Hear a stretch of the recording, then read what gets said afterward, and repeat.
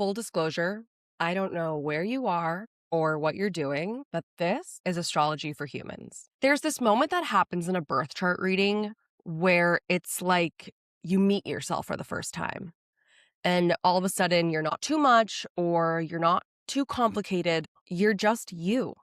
And for the first time in a long time, everything feels like it's kind of going to be okay. I'm Adri, your host, and this is Astrology for Humans. If you're returning, welcome back. If you're new here, this show isn't about how compatible you are with a Gemini or if every single Cancer cries all the time. This show is about how to be the best human that you can possibly be based off of your unique birth chart, which I like to say is your user manual. None of us were given any sort of, guidelines or rule book of how to be a human.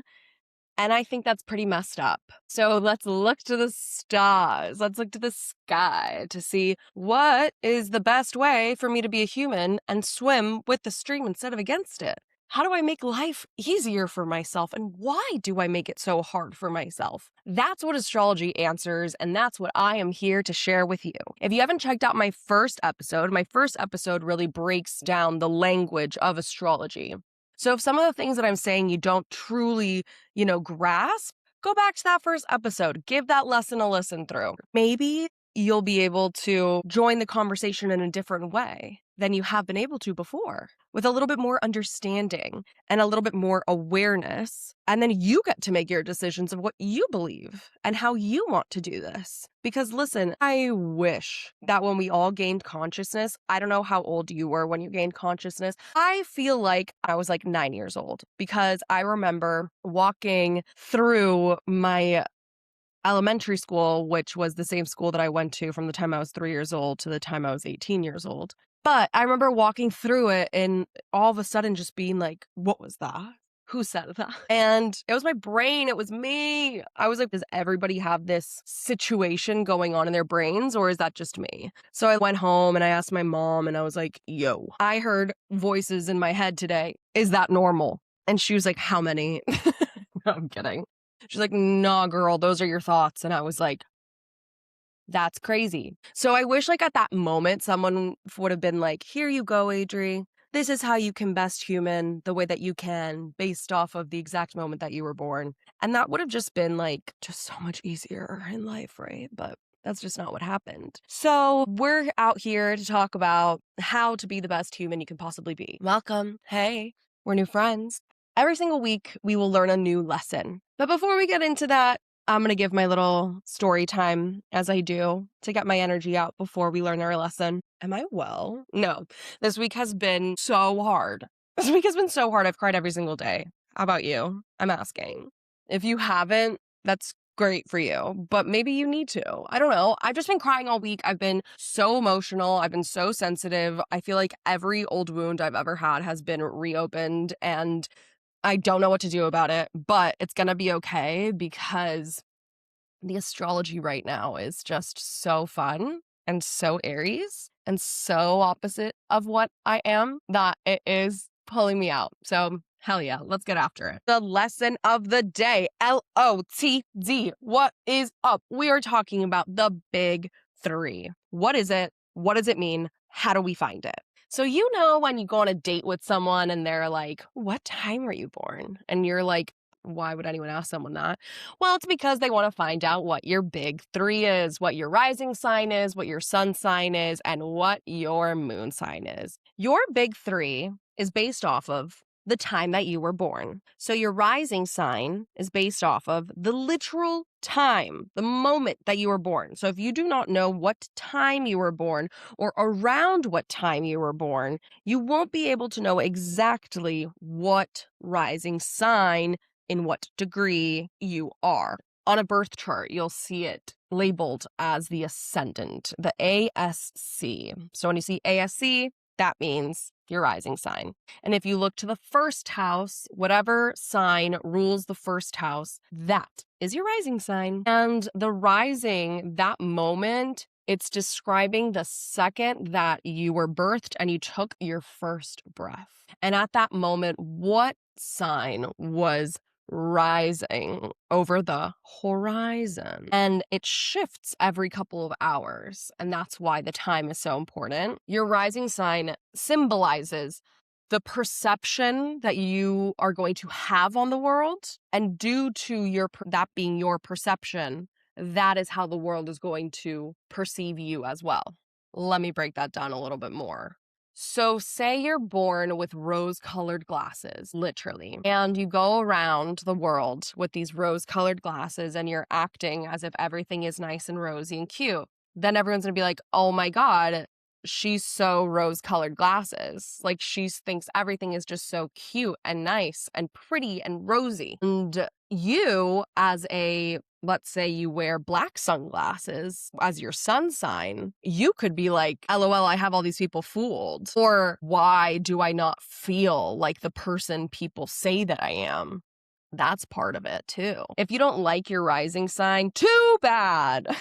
Because that's what you're actually like. Kidding, but not. Your sun sign is your identity. It's who you're growing into. It's your ego. It's truly what you're developing into. And then your moon is the development and how you process your thoughts, your emotions, your feelings. This kind of creates a snapshot of your personality and who you are. So if you don't know what time you were born, sucks to suck. I'm totally kidding. That just means we can't figure out what your rising sign is or what your house placements are. But we can know what your sun and your moon placement are, because the sun, it's based off of the season, right? So if you're born in Aries season, you're in Aries. But the moon is constantly shifting. It's constantly changing signs. It goes through all 12 signs every single month. So depending on the day that you were born, usually you can see the moon was placed in. But if you were born on a day where the moon is changing signs and you don't know what time you were born, that's a little bit tricky, because then it'll be like, well, if they were born at this time, they're a Cancer moon, but if they're born at this time, then they're a Gemini moon, and you don't know. But then there's things called like rectification and different kinds of techniques that you can place what time you were born based off of life experiences, big astrological moments in your life, and just by asking really deep, cutting questions, being like, what matters most to you in this world? And then usually you can place their sun in a house, and then we can go off of that. But besides that, you just need 3 pieces of information: time, day, place. Your rising sign is how you come across to people. It's your first impression. It's the mask that you wear in society. And masks can be both performative and protective.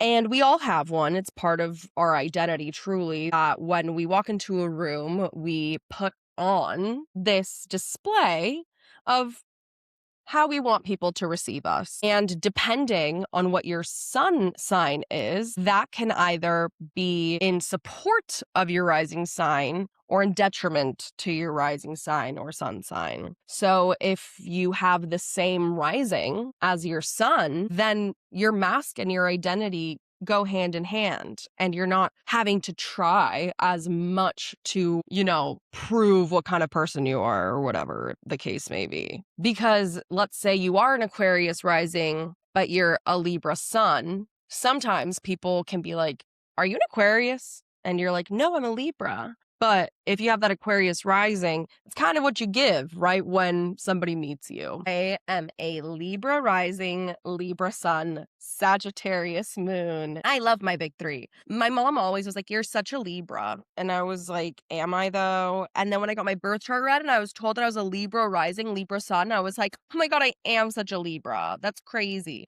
Also, when you're looking at your horoscopes are usually written based off of rising signs. So if you're a Capricorn and you're reading the Capricorn one, but you're actually a Cancer rising, it's completely different. And so you're going to be reading the Capricorn one and you're going to be like, this is fake. This doesn't make any sense. Well, it's actually because you don't know your information, my guy. You need to know your information. And so for me, when I was like, no, I love Libra, like I totally get it. Anytime I read a horoscope that says Libra on it, that's me. Well, of course. Libra is my rising sign the whole time. I didn't know. Something that is pretty wild is that I'm one of 4. I'm the third of 4. And it goes girl, boy, girl, boy. And my older brother we're both the middle children. We're both Libras and we're both Sagittarius moons. Crazy. But I'm a Libra rising and he's an Aquarius rising. So the way that we like meet people and do things and start things, he doesn't care as much about people's opinions and how they affect him. My Libra ass is just like people pleaser, please like me, what's going on, can you like me? Aquarius rising is just like I am my own unique person, shut the fuck up. And I'm like, that's nice. I wish I had that. But having that Libra sun again brings back in that little bit people pleaserness. So he does have that to him. Just you got to cut through the facade. And then once you get under there, he'll be a little bit people pleasery. But it takes a little bit for him to that point. And then having a Sag moon is just the best, in my personal, humble opinion. It's all about mental expansion. It's all about learning. And so what a Sagittarius moon does that's different than other people is Sag moons process their emotions way faster than other people. But that doesn't mean that they've like felt the feelings or truly processed it. That just means that they learned their lesson. So basically a trauma will happen. They'll see the lesson. They'll then tell everyone what the lesson was, try to forget about what actually happened, focus on the lesson, but then they're so fixated on that lesson that then everything kind of gets like shifty because they're like, wait, so what does that mean for every other single part of my life? Does that mean that that changes every single part of my life? Wait, I need to go talk to people and see how they do things, but I'm not going to tell them that it's because I'm trying to learn how to be a human too. I'm just going to talk to them, see what happens in their lives, ask some hard-hitting questions. Sag moons get a pass for being very like blunt and asking very direct questions, and everyone just like is excited to talk to Sag moons in a sense because Sag moons just want to connect and learn and just create their own kind of philosophy on life. And I love that about my Sag moon friends. And it's funny because like I could say like, oh, I love that about me. But when I'm looking at other people that have similar placements that I do, like my brother, I'm like, damn, that is so cool that you have those things. And then I look back on myself and I'm like, you have those things too. Why are you not giving yourself as much power as you give to other people? Like empowering so many other people with similar placements that I have. And that's that meta part where even though I'm able to give this information based off of your birth chart to you, doing it for myself, it's a completely different thing because I can factually see what is there, but internally I'm like, what is it though? You know, like I'm my hardest client. And I think that's the case for like any sort of astrologer, anybody in spirituality. It's really hard to do it for yourself. But what's beautiful is that if you have the ability to sense things or know things that other people don't have the ability to sense or to know, it's your duty to share that with people, I think. And so that's why this show exists. That's why my business exists. That's why I give readings to people because it's so hard to be a human already that when you're just given so much information on how you should be and how you should behave and what society needs from you without remembering what you want or what you need or what you want to be, it kind of fucks you. And so being a human is being able to take all these different sides of yourself and put them into this one human being that is so beautifully complex and unique. And so your big three is kind of like your stamp of uniqueness. And so if you have the same big three as someone else, like for example, my husband, Tyler, he has a Leo rising, Capricorn sun, Libra moon. And you know who else has that exact same big three? Kyle Richards.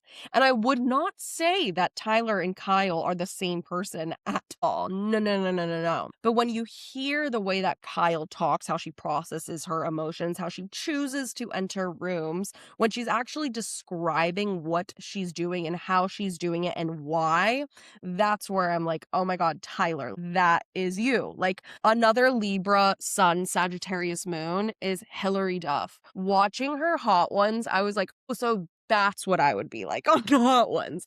Anytime I watch Hot Ones, I'm like, how would I act? Like, how would I be? Watching Hilary Duff, I was like, oh, got it, got it, got it, got it, got it. Yeah, for sure. Just like that. It feels like this like kindred spirit. So if you have the same big three as somebody else, or even two of the big three was somebody else, you are able to relate to them much deeper, or you're able to see yourself in them much deeper than you could with somebody else. My favorite thing to do when I'm watching reality TV is look at everybody's astrology, birth charts, as much information as I can possibly get, because it helps me understand where they're coming from. And when someone is being defensive or being performative or whatever the case may be, understanding where they're coming from, if their sun doesn't feel as safe, if their identity doesn't feel as safe, then their rising comes across as this protective defense mechanism that doesn't feel rightly them. And so you're like, what are you doing? That's not who you are. And they're like, this is exactly who I am. And you're like, oh my God, but I've seen the deeper sides to you and I know the deeper sides to you. And this is, and then they're like, this is who I am. And they get really stuck in their like rising performance situation. And you're just like, I get that the cameras are filming you right now, but you're also a human being. So just act like a person. Like, just act like a person. The thing about reality TV is it's a beautiful study on personality disorders, but also just humanity and seeing how people human. So when everyone's like, oh my God, why do you care so much about reality TV? I care about the current events. Well, I care about what's going on in other people's lives. You care about what's going on in a country you've never been to. I care about people's lives. And so, do I care about what's going on in other countries? Yes, because you know why? People are there. People are there, and I care about the people. And it's all about humanity. It's all about community. We need people. And so when you judge other people for watching reality TV, well, I'm going to judge you because then I'm going to say you don't like people and you don't care about people. I'm kidding. I'm smiling if you can't see me. That's not true, but you know what I'm saying. Like, don't come for people. Don't yuck people's yum. That's what I'm saying. Do not yuck people's yum. Never. I refuse. You can't do that. There are 3 people in this world right now whose existence is really affecting me in the sense that I can't stop thinking about them. Miley Cyrus, Amanda Batula, and Paige DeSorbo, just always. The first person I'm going to look up of their big 3 is Miley Cyrus. Based off of astro charts, her birth time is excellent. I hope that's true. So Miley's big 3, she is a Taurus rising, Sagittarius sun, Scorpio moon. Interesting. Period. I'm a Libra rising, so we're both Venus ruled. Guys, I love Miley Cyrus. I went to every single Miley Cyrus Hannah Montana concert that was happening in Miami, and she raised me, created me. I remember going to my pediatrician when Hannah Montana first came out, and he was talking to my mom about it, and he was like, yeah, my daughter loves Hannah Montana, but what's crazy is like she's getting a little bit sassy now that she watches it. And I clocked that and I said, me too. I will be making this a part of my personality as well. And I did. I gained my entire personality and confidence, I think, from Hannah Montana. And the whole like hiding behind the wig thing just felt so good. I was like, oh my God, you can be talented and hide it from people and then nobody will know and nobody will like judge you. Like, that's so cool. So I think that's maybe why I loved musical theater so much, because I was hiding behind like the wigs and the makeup, and it wasn't me, it was another character. But that didn't last very long for me because I didn't want to hide anymore, you know? And Miley didn't want to hide anymore either. And now that it's the 20th anniversary, I just literally cannot believe I was 10 years old when that came out, because I felt so old. But 10 is like baby. I'm just thankful to Miley for literally everything she's ever done. She's given us fantastic music since literally day one. So Miley Cyrus is a Taurus rising, Sagittarius sun, Scorpio moon. Taurus is ruled by Venus, and Venus is so charming, is so attractive, attracts people without making it look extremely difficult, giving it some kind of ease. The difference between Libra risings and Taurus risings, both of them being Venus ruled, is that Libras, when someone talks to them, they have no choice. They must continue the conversation. Or if someone's not talking, they've got to just spark up a little convo, make you feel a little bit special, move on, flirt, let's go. Taurus risings have a choice in the matter and are like, I'm not talking to you if I don't want to waste my energy. I'm not going to start a conversation with you if I don't feel like it. Taurus risings have that on lock. And they've got luxurious comfort down. Her Sagittarius sun then gives her this air of needing to explore and be adventurous and be a little bit wild and experience things so that she can learn from those experiences and then come back with this wise ass philosophy where everyone's like, Miley, whoa, where did you come up with that? And she's like, I was laying in my bed, like, period. And that's the vibe. And then the Scorpio moon of it all, she's got deep, dark feelings, deeper than any of you guys think. And she can remember shit for so long when it comes to somebody wronging her. So altogether, she is earth, fire, water. So on the outside, when something may happen, it doesn't appear to bother her. Then it kind of seeps in. She'll get a little bit aggravated and get a little bit heated. And then the water comes in and emotions just completely take over and flood her. And then there's potential that she then, has to recede and go back into her home and take care of herself in the way that a Taurus would. Luxurious comfort, making sure that she's nourished, fed, taken care of, comfortable, so that her Sagittarius sun can freely express itself and do whatever it wants to do.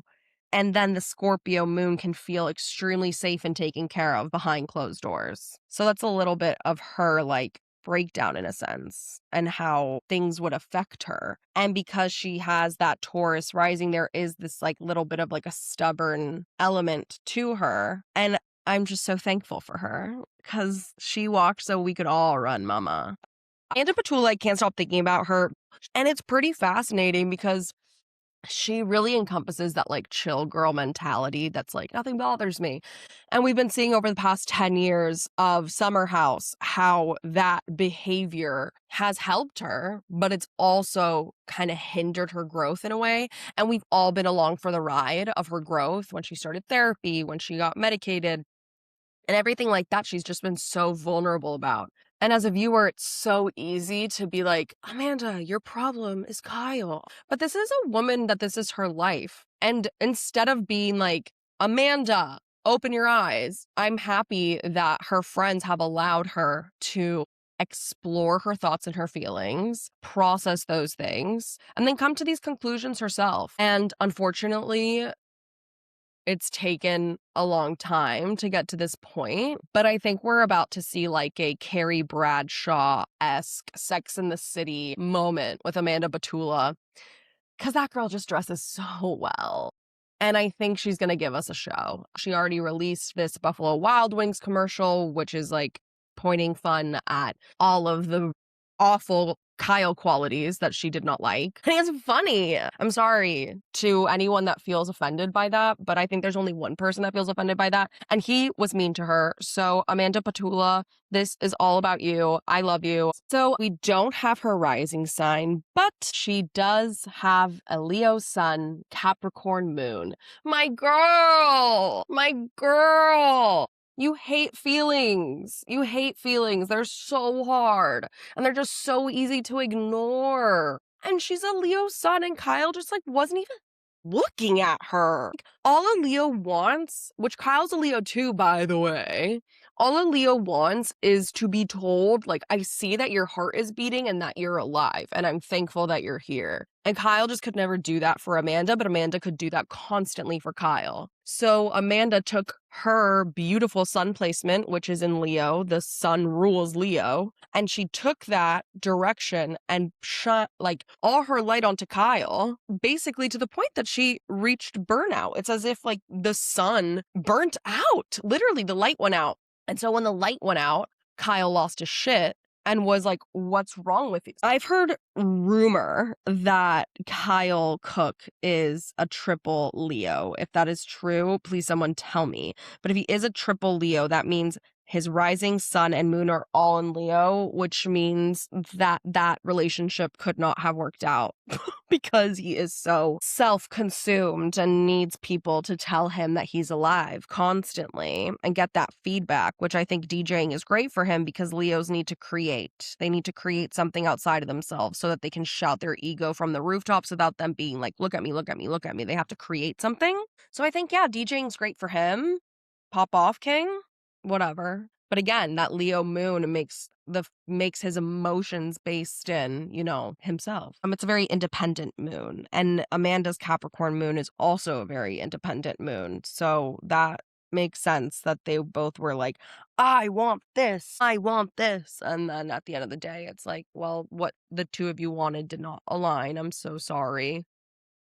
But we knew that. And Paige DeSorbo always, because I'm so proud of her. I'm just so proud of her. These Summer House girls are just killing it. Paige DeSorbo, Hannah Berner, Amanda Batula. Where's Sierra? My Capricorn queen. I love her. Do you guys remember on Traders when her and Boston Rob had to do that like fear challenge? Boston Rob's also a Capricorn, and he talked her through that in such a way that was so beautiful. And it wasn't like, oh my God, Boston Rob is so hot, the way that he is walking her. No. I literally was like, I would like Boston Rob to protect me at all costs. And listen, maybe we don't agree on a lot of things, but I want him to protect me. And I would like to talk to him. I just would. Paige DeSorbo's a Scorpio, so it makes perfect sense that I can never stop thinking about her. And I wonder if we know what her moon sign is. Well, we can look. So the internet is telling me that Paige DeSorbo is a Scorpio sun, Pisces, moon, Aquarius rising. Is that true, Paige? Are you listening? Can you corroborate? Because if that's the case, tracks, my friend. Virgos, scratch that. But that Pisces moon, she feels, girl. She feels. But that Scorpio sun is like, nope, no one gets to see it though. All right. Okay. I have a few questions that people have submitted. And if you want to submit a question, please go to my Instagram, DM me, Adri's Barn, and ask me whatever question that you could possibly have. And depending on what lesson we'll be covering, I will answer your questions. Okay. My first question is, what do they mean? What do they mean? I already explained that. My second question is, why am I so crazy? Well, let's go look at your birth chart, anonymous sender. Let me tell you what their big three is. Nobody's crazy. We're all people here. So anyone can call you crazy, but the truth is you're just human. Ooh, how interesting. The person that asked why am I crazy is a Taurus rising, Scorpio sun, Virgo moon. Wow. So we already talked about two of these placements. We talked about that Taurus rising.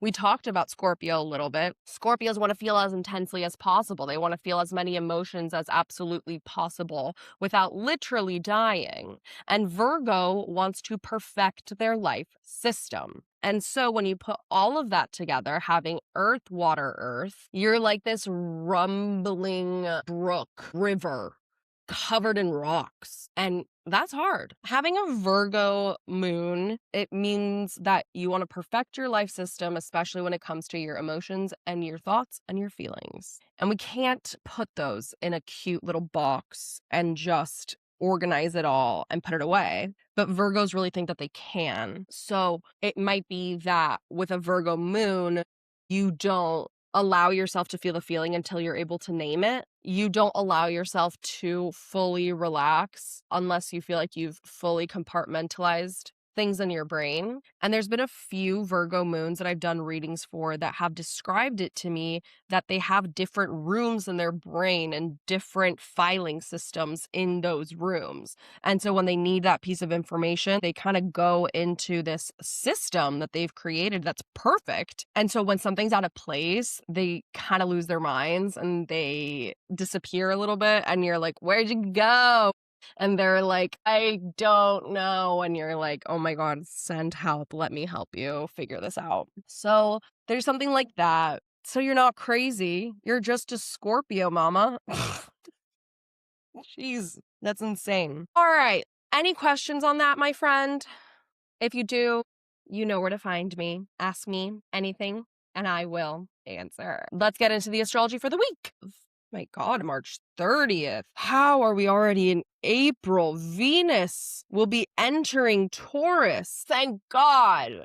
Thank God. Venus will be entering her sign that she wants to be in. Let's go, luxurious comfort. Let's go, nurturing. Let's go, beauty. Let's go, charm. Come on, everyone. We are so excited about this. Oh my God, my heart, I can't even. It's racing. And then we have a full moon in Libra.